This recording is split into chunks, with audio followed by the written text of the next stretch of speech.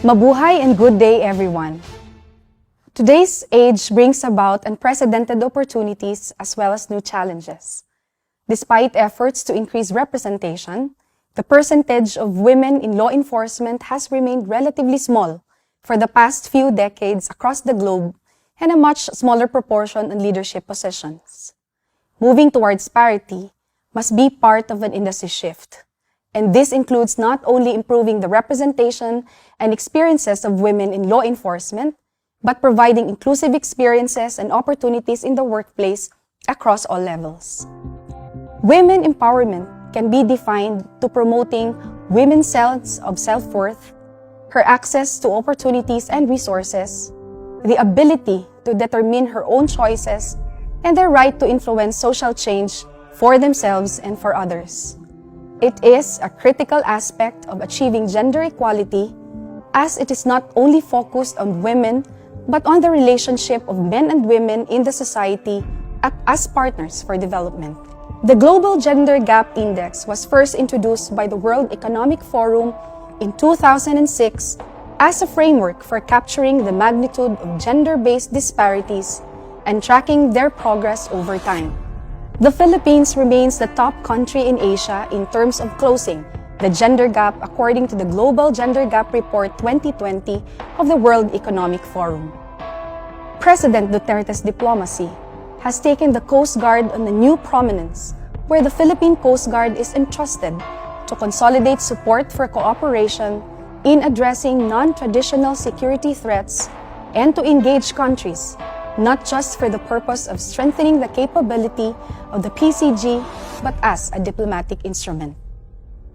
The leader of our organization, Admiral George V. Orsabia Jr., is the father of Coast Guard Officers Course, where he espoused for the recruitment of first women in the Philippine Coast Guard Service in 2001.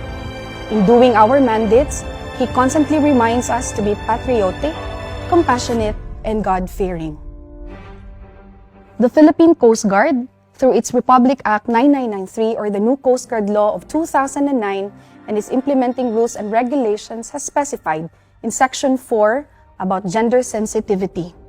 We perform the following functions: maritime security, maritime law enforcement, marine environmental protection, maritime safety, and maritime search and rescue.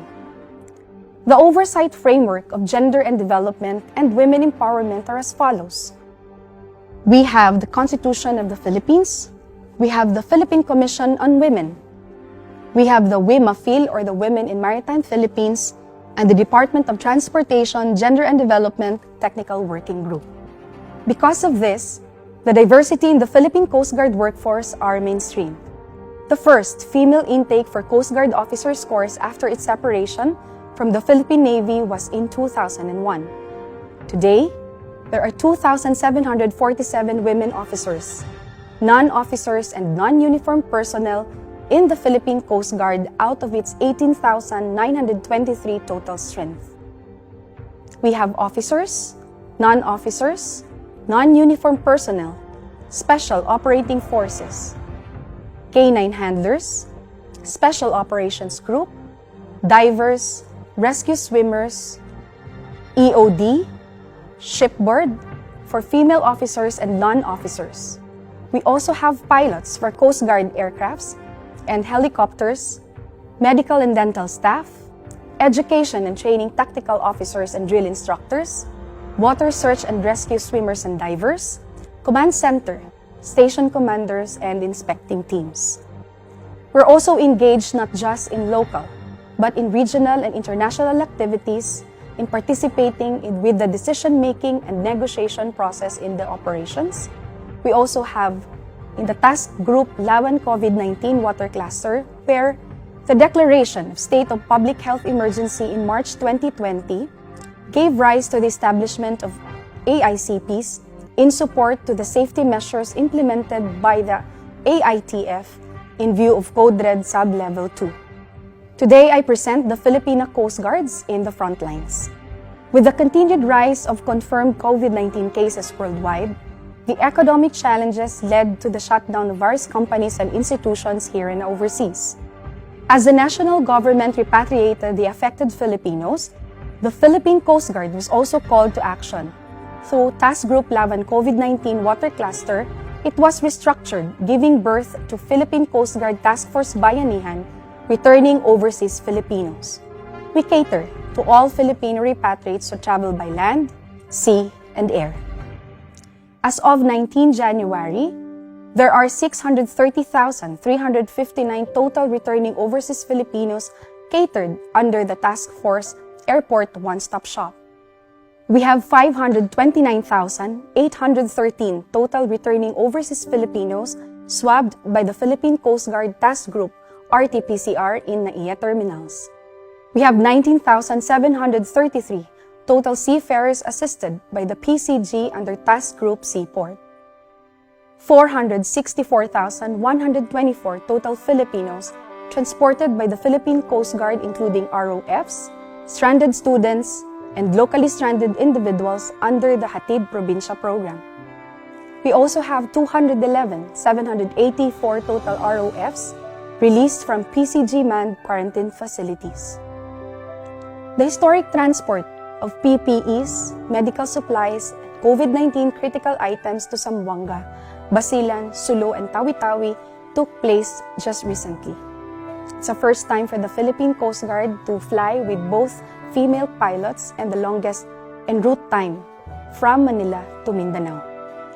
Staying on course, BRP Gabriela Silang, or the OPV 8301, the first offshore patrol vessel, largest and among the most modern vessel of the Philippine Coast Guard, is in Mindanao, providing medical assistance, humanitarian, and disaster relief operations.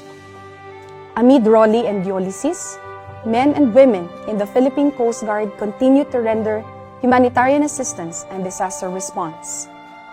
At our offshore patrol vessel, we loaded 222.7 tons and about 145 tons by land, and various sorties in Isabela and Cagayan region. With the Philippine Medical Association's Doctors on Boats program, the PCG concluded also medical missions in Quezon Province, Iloilo, and Bulacan.